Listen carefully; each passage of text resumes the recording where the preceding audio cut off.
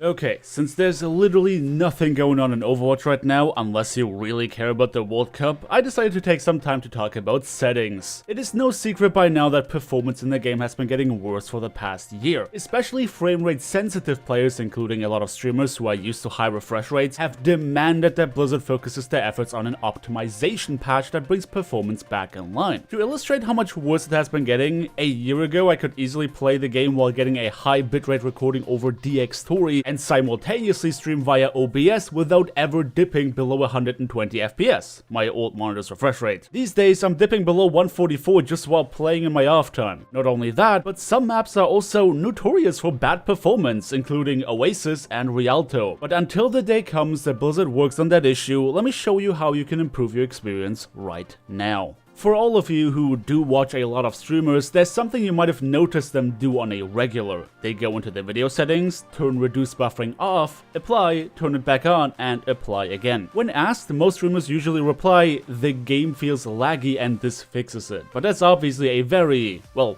poor explanation. Check out this clip and look at the frame rate counter in the top left corner. What you're going to notice is that there are 3 dots next to the frame rate, and that the frame rate itself is not very stable. To my knowledge, the dots are supposed to give us information on our input lag, where having more dots means having a bigger delay, so you want to keep it at 1 dot as much as possible. Whatever they mean at the end of the day, they usually come with very inconsistent frame rates, massive frame drops, and you can indeed fix it by going into your video settings and refreshing reduce buffering. This will usually persist all throughout your match, but does often have to be redone when entering a new map, so try to keep an eye out for it at the start of the game. This alone can already be a massive boost to your gameplay experience, especially if you are playing on a high refresh rate monitor and are very used to consistent frame rates. But again, given that performance has been getting worse over the past 12 months, it is not a no dip guarantee. But let's talk about other settings here for a minute too, as they can obviously also have an impact on your FPS. One of your biggest enemies is often the Vsync feature. Vsync locks your frame rates to the refresh rate of your monitor to avoid tearing. Tearing often occurs when the game is outputting way more frames than your monitor can handle, resulting in the image, well, tearing. While Vsync does take care of that issue, it also often comes with a significant increase in your input delay. Especially in a fast-paced game like Overwatch, chances are that you will actually notice your actions not registering as quickly as when you had it turned off. One way of dealing with tearing without using Vsync is by capping the frame rate manually. In Overwatch, you can do that via the resolution in combination with the limit FPS setting. The game is going to suggest any refresh rate that your monitor supports together with a variety of resolutions, and by picking one of these settings over turning on Vsync, you are also getting a little frame buffer, by which I mean that the 144 1080p setting will actually lock you at 150 FPS to account for possible dips in FPS. Most monitors run at a 60Hz refresh rate, and going way above that is not always beneficial because your PC is kicking it into high gear to output frame rates that your monitor can't even effectively display. You increase your power bill, you increase your heat output, and you stress your hardware for really no benefit. When it comes to your overall video settings, it's honestly a very simple story. If you want to go for as much of a competitive advantage as possible, going with an all low profile setting to then edit just a couple things is usually the way to go. As you can see, the only things I've turned up are the texture quality and the model detail, because as far as I know, these things are VRAM dependent and don't actually impact your frame rate at all so long that you have enough VRAM on your GPU. Older models usually go for 2 gigs of VRAM, at which point you might want to do some testing to see if it affects your FPS. I'm obviously not a hardware expert and I don't know about the technicalities behind video settings. All I'm saying is that if you have a modern GPU with more than 2 gigs of VRAM on it, this shouldn't be a problem. You can argue that shadow detail should be turned up because it has the possibility of giving you a competitive advantage in very niche case scenarios, but that is obviously debatable. As a kind of safety measure to make sure you don't actually dip below 144 FPS, assuming you are running a high refresh rate monitor, you might also want to consider lowering your render scale to 75%. It's a decent balance between securing high FPS without making the game look like complete mush. Render scaling affects the resolution you play in, which means that you can run a 1080p monitor but minorly increase the level of detail by increasing the render scale on a software level, and lowering it obviously has the opposite effect. Playing on a lower resolution means that you are stressing your hardware less, meaning chances are higher that you can maintain a decent frame rate. To wrap it all up, field of view, triple buffering, and reduce buffering. Running a higher FOV can potentially impact your FPS as you are rendering more of the game world at the same time. But honestly, the benefit of running on maximum FOV is just too big. If you turn it down, it can literally happen that at certain angles, enemy players can see you without you seeing them, and that will be very unfortunate. I have no idea what the hell triple buffering does, but not once in my life have I ever seen anyone run it, so I assume leaving it off is the way to go. And we already talked about reduced buffering at the start of the video. Small general tips to help your FPS include putting Windows into high performance mode and giving Overwatch as an application a higher priority to dedicate more horsepower to it. Running at full screen over windowed or borderless windowed also often helps with frame consistency. And in many cases, not running full screen actually means that you are not running at the native refresh rate of your monitor, even if the game says that you got the FPS to do it. And that already concludes today's video on how to boost your FPS in Overwatch. It's a bit of a departure from the usual discussion type content, but honestly man, next to the World Cup, there's just nothing going on in the game right now. So I'm very obviously scrambling for content at this point. A lot of people also ask me about my crosshair, as I very notably use different ones for different heroes. Let me know down in the comment section below if you would be interested in a video about that. But until then, thank you everybody so much for watching. Don't forget to drop me a like on your way out if you enjoyed the video, subscribe if you want to see more, and maybe share this video with a friend you think would find it interesting. Thanks again for watching, and I hope to see you all next time.